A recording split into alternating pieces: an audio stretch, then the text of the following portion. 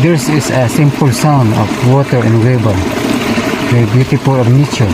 There is a living crabs and unsalted shrimps in this river. To indigenous people, we give the powers and have an to restricted no poisoning of the small amount of crabs and certain shrimps in this river.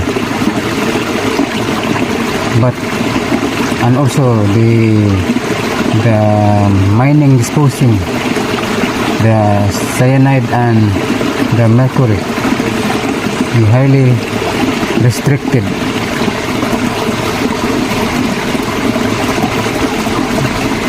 In this small amount of shrimps is not allowed to have a poison or electrical use, because the generation and next generation is and have a very poor.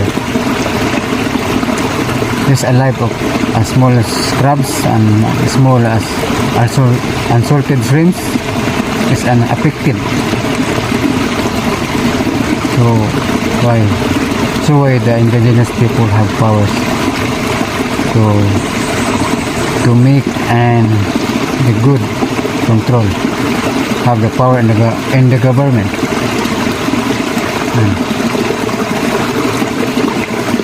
For next generation, the good for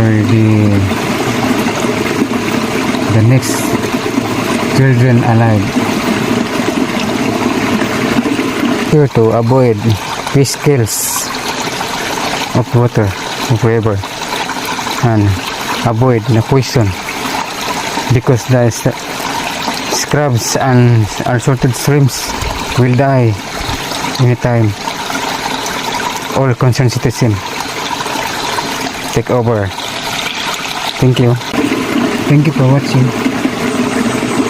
Please subscribe my YouTube channel. I'm gonna highlight the positive and negative in 5B. Please like, comments, and share. Mix